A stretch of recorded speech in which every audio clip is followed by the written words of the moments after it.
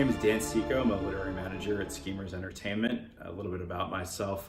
I grew up in New Jersey. I moved to Los Angeles 6 years ago.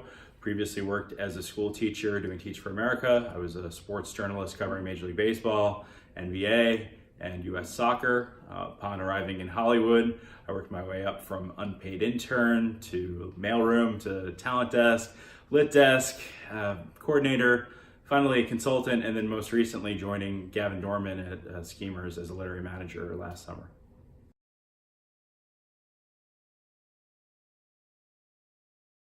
You know, there's plenty of projects that we get passed along or scripts that we read, but there's always the people that haven't had the opportunity, that haven't gotten the platform or been able to get their scripts into the right hands. And I think this is one of those opportunities where maybe it's a new voice, maybe it's someone that just hasn't had that opportunity to have their script read.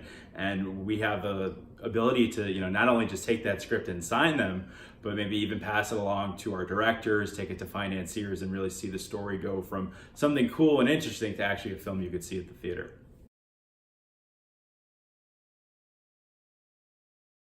You read a script and you get a feeling, and that feeling is going to tell you whether you want to meet with that writer, or if they're not locally based, get on a Skype or a phone call. And so there's obviously a threshold that writer has to cross in terms of just raw ability or talent. But then I think once you get to chat with them, get to know them, it's a few different things. For me, it's whether or not they're coachable, whether or not they have a sense of humility, and whether they're going to put in the time and the effort to become great. I think a lot of writers think that once you get signed, oh yeah, I've made it. And that's just not true. I think it's just being mindful of the process and getting a sense of the business side of things, because that actually maybe takes even more precedent than the creative side. Maybe something that applies to all genres, in the sense that I try to tell our writers that you shouldn't be trying to write a lesser version of something that's already been done.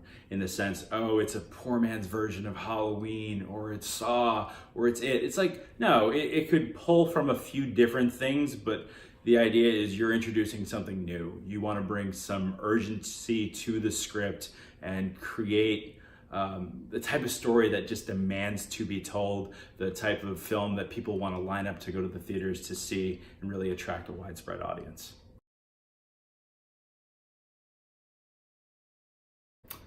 Professional writers are constantly reading scripts. And so maybe you don't have a manager or an agent or even an entertainment lawyer yet. But if you want to be a professional writer, you should be reading screenplays. Well, I guess Jaws doesn't count, but let's go maybe not decade by decade, but most recently I would say It is a film that stood out for me within the horror space. Beyond that, I love the Saw franchise. We'll go with the original Saw. And then dialing back to the late 70s, the original Halloween. Those would be in my top three.